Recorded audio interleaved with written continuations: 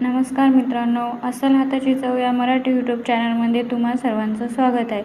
तर आजच्या व्हिडिओमध्ये आपण बघणार आहोत गट्टीची सब्जी.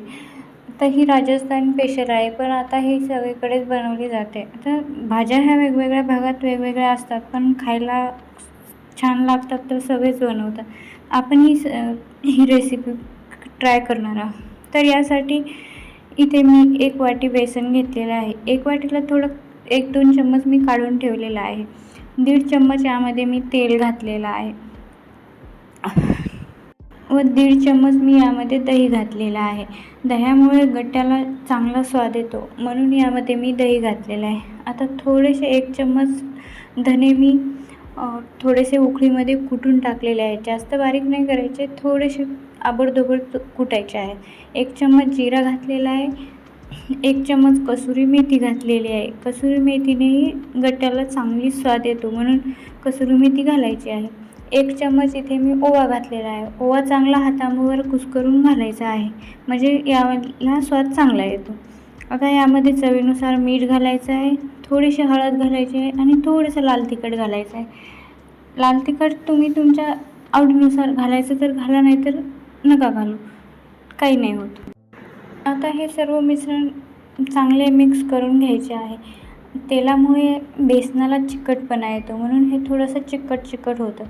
आता कधी काय होतं ना मित्रांनो, माझ्याकडून कधी यामध्ये पाणी जास्त पडतं बॅटरमध्ये, म्हणून पतलं होतं. म्हणून मी थोडंसं बेसन काढून ठेवलेलं आहे आणि इथेही नेमकं तेच झालेलं आहे.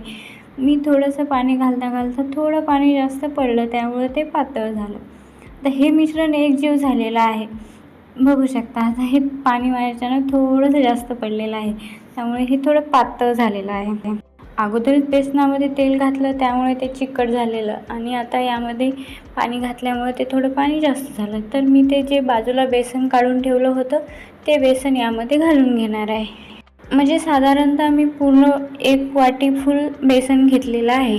1 वाटीपेक्षा जास्त नाही घेतले, बघू शकता. आता हे बेसन मी घातलेलं आहे. मग हे आटा चांगल्या प्रकारे घट्टसर झालेला आहे. मित्रांनो, ही भाजी मी 2 व्यक्तींसाठी करणार आहे, त्यामुळे मी 1 वाटी बेसन घेतलेलं आहे. आता तुम्हाला जर घरामध्ये जास्त व्यक्ती असतील आणि तुम्हाला जर जास्त व्यक्तींसाठी करायची असेल तर तुम्ही जास्त बेसन घेऊ शकता. आता बघू शकता हा आटा तयार झालेला आहे. आता याला आपण 3 भागामध्ये विभागून याचे चांगलेसे असे लांबसर गोळे करायचे आहेत. या प्रकारे बघू शकता, हाताने असे लांबसर करून घ्यायचे आहेत. आता यासाठी मी थोडेसे कढईमध्ये अर्धा ग्लास पाणी उकळी आणून ठेवलेले होते. आता हे आपल्याला तयार केलेले गोळे यामध्ये शिजून घ्यायचे आहेत. चांगली उकळी आली की ही लवकर शिजतात, म्हणून चांगली उकळी येऊ द्यायची आहे, म्हणजे हे लवकर शिजून तयार होतात. आता तोपर्यंत आपण यासाठी लागणारे ग्रेव्ही करू. त्यासाठी मी 1 मध्यम आकाराचा कांदा घेतलेला आहे, 1 मध्यम आकाराचा टोमॅटो घेतलेला आहे व 7-8 लसणाच्या पाकळ्या घेतलेल्या आहेत. हे मी भाजून नाही घेतले मित्रांनो, तसेच घेतलेलं आहे.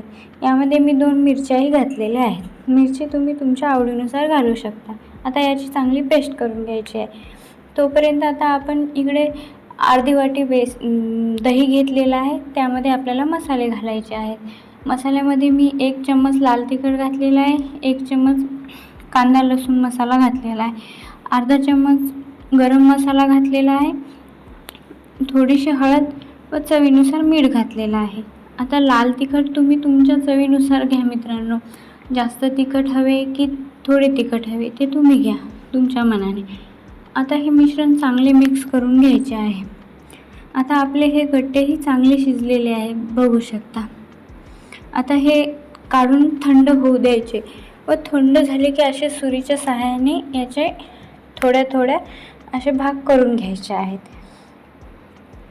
बघू शकता हे एकदम चांगले शिजलेले आहेत, त्यामुळे आपले काप लवकर कापल्या चाललेले आहेत. या प्रकारेच आपल्याला हे शिजून घ्यायचे आहेत. मित्रांनो, हे असेही काप खायला खूप खमंग लागतात बरं का. आता कढईमध्ये 2 मोठे चम्मच तेल घालायचं आहे. तेल थोडे जास्तच लागते या भाजीला, त्यामुळे तेल थोडे जास्त घालायचे आहे. आता तेल चांगले तापले यामध्ये 1 चम्मच मोहरी घालायची आहे. मोहरी चांगली तडतडली की यामध्ये 1 चम्मच जिरे घालायचे आहे. बघू शकता आता मोहरी चांगली तडतडली. यामध्ये 1 चम्मच जिरे घालून घ्यायचे आहे. जिरे चांगले तडतडले की यामध्ये आपण जी कांदा लसणाची पेस्ट केली होती ती पेस्ट टाकून घ्यायची आहे. आता ही पेस्ट 2-3 मिनिट चांगली तेलामध्ये तळून घ्यायची आहे. म्हणजे हिचा कलर रंग बदलेपर्यंत आणि याला तेल सुटेपर्यंत ही ग्रेव्ही आपल्याला यामध्ये तळून घ्यायची आहे.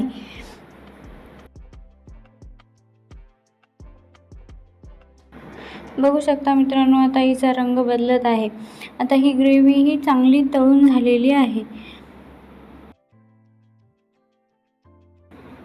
आता यामध्ये आपण जे दह्यामध्ये मसाले घातले होते ते मसाले घालून घ्यायचे आहेत व हे मसालेही चांगले 5-7 मिनिटे आपल्याला तळून घ्यायचे आहेत.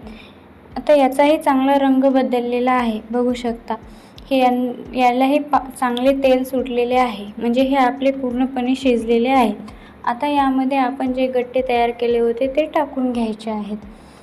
आता हेही 1-2 मिनिट परतून घ्यायचे आहेत व नंतर आपल्याला जेवढे पाणी लागते म्हणजे आपल्याला जेवढी पातळ ग्रेव्ही लागते तेवढे पाणी टाकून घ्यायचे आहे.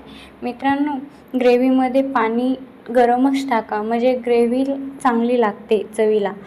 तर तुम्ही यामध्ये शक्यतो गरमच पाणी घाला. तर बघू शकता मित्रांनो, आपली ग्रेव्ही ही चांगली तयार आहे. आता ही ग्रेव्हीला 1 उकळी येऊ द्यायची आहे व यामध्ये थोडीशी कसुरी मेथी वरतून घालायची आहे. जास्त नाही, कारण की आपण बेसनाच्या पिठामध्येही कसुरी मेथी घातली होती, म्हणून यामध्ये थोडीशी कसुरी मेथी घालायची आहे. मित्रांनो, तुम्ही वरतून कोथिंबीर नक्की घाला. माझ्याकडे आज कोथिंबीर अवेलेबल नव्हता म्हणून मी घातला नाही. तुम्ही नक्की घाला. आता याला चांगली उकळी आलेली आहे म्हणजे आपली गट्टेची सब्जी तयार आहे.